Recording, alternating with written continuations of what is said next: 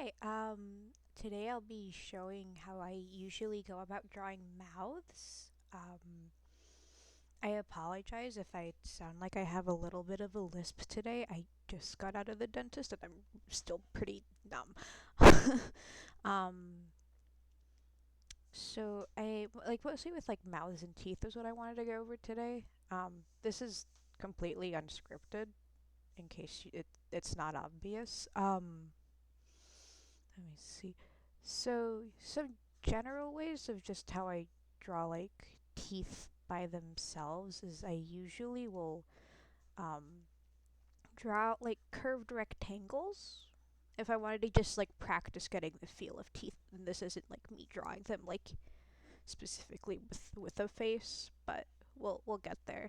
Um, so usually I would draw two curved rectangles.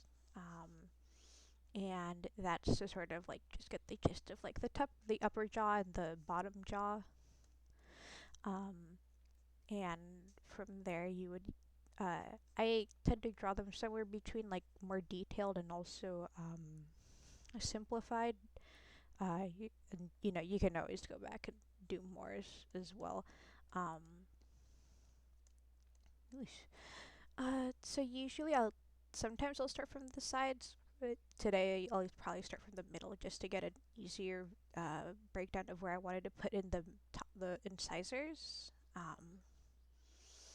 So you'd usually have those, and then you have like the other ones, and usually at the very far edges you have your canines. And then same goes for the bottom. Usually for the bottom teeth, at least from what I've noticed for my own. I kind of keep my own teeth as a sort of reference, but always you're free to like look up like other like sets of teeth or just like other media in general and how they design teeth. For me, I've always noticed at least for my lower teeth, the lower jaw incisors tend to be a lot like smaller. So I'll probably draw them like that. And then you'd have in your canine teeth. And then usually if you wanted to draw further into the mouth, so like you have your tongue there. You can just draw in the rest, even for like the top jaw, um, and then like just block out everything else that you don't really um, need. And so that's like one way you can draw them.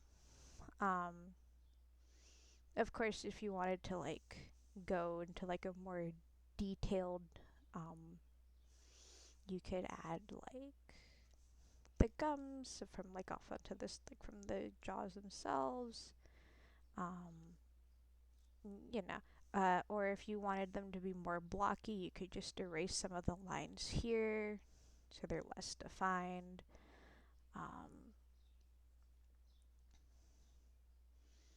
you'd have something more like that. Or if you wanted to go more detailed, then you would just add those back in. You can add this, like more lines in between the teeth to really define the separation of them. Um,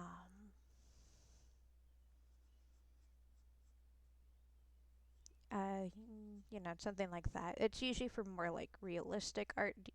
You might decide to do that. You can detail like the incisors, not incisors, the molars. Sorry. Um, for more like detailed feel. Um, and then there's always like other ways you can draw teeth. Um, like all sorts of different shapes and sizes, even for like non-human characters as well. Um, I also will typically do the similar method, just depending on like the jaw shape or like the general head shape that might vary. So like say it was like a more like I don't know, like an amphibious character, for example, that was like based off of like a salamander or like frogs, like sort of like animals that have like a much wider head shape. So like say if this was the head shape I had to work off of. This is a very lazy one, but you know, you get the idea. So like that's like the general head shape I would have to work with. I could probably do something similar to this, and it's like I'm just making up teeth as I go based off of what I remember. Some like I know some frogs have uh only like top and bottom like two teeth, and then they might have, but like I don't know, just kind of having fun with it. You might add like a few teeth here, and then that's where you would add in the gum line to sort of like accentuate where they are, and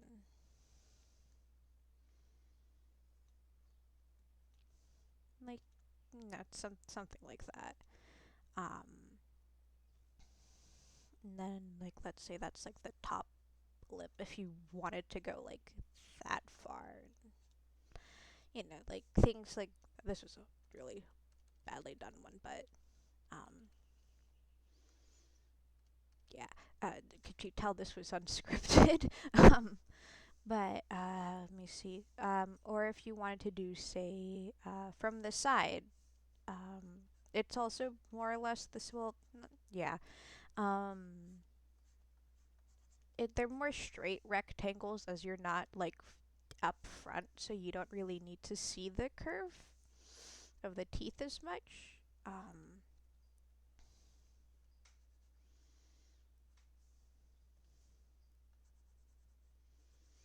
And so then you would just, it's more that you would follow the curve of the teeth's like curve along the gum line, if that makes sense, as opposed to like trying to accentuate the jaws itself curve. Um,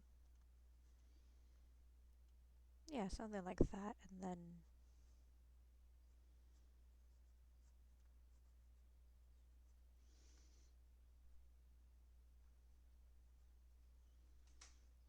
yeah, and then there's the gum line. There's like the gums, and yeah. And then as for like if they were in a character's mouth and you wanted to like accentuate like the teeth in the mouth, that's something I've always really enjoyed doing. Um, Let me just a very quick little head. Um, you have like your nose marked out because that also helps with the general mouth placement as well as like the stretch and squish of the head of like how you would need to do it. Um, Let me see. We can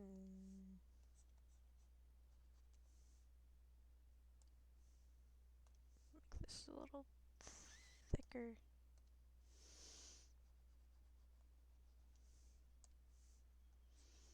Wrong brush. Whoops.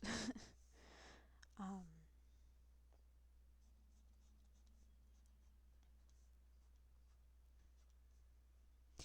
and okay, so that should be enough of like the face that I really need for this. So, say this person's like smiling and they have like their teeth exposed. You usually would just follow along the contours of the mouth and then the teeth, because with teeth, if the mouth is closed, you're always going to have like a little like space in between with the lower teeth tucking in behind the top jaw, unless of course it's like a more what's it called, underbite, or if it's like a overbite, you can always like change how it looks. So like this would be like for a normal bite, and you can, because the teeth don't go in like all the way towards the flushed against the mouth, you would usually have like a little gap right there, and it would look like that. And then you can always, like, if you wanted to accent like the gums, you can do something simple like a little curve there. you can add more details to the teeth if you'd like. I know for like some horror artists, they rely on over detailing to um, really make things look more unsettling, which is another thing you could do, which is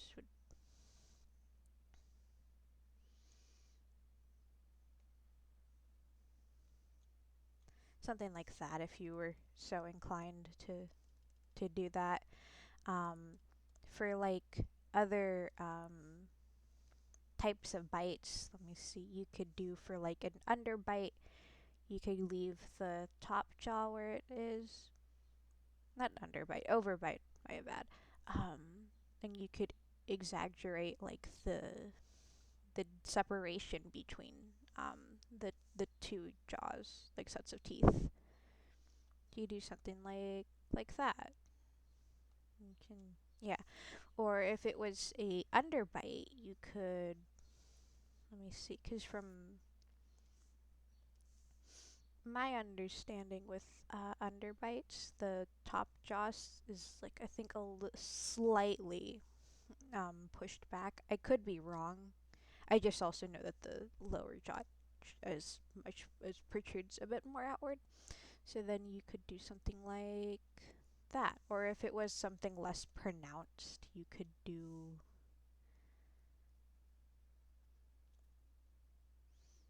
something like that. And then you would just clean up where I have the, just to make it look more noticeable that that is what's happening. And then you can always, and then, no. It's just a matter of sort of like having fun with it. That's more or less what I have. This is probably not like the best explanation on drawing teeth. I can always like try doing another one, but that's about it as I got for today. Um, I might try and have at least a more scripted idea for next time on how to like explain, but yeah, hope you enjoy.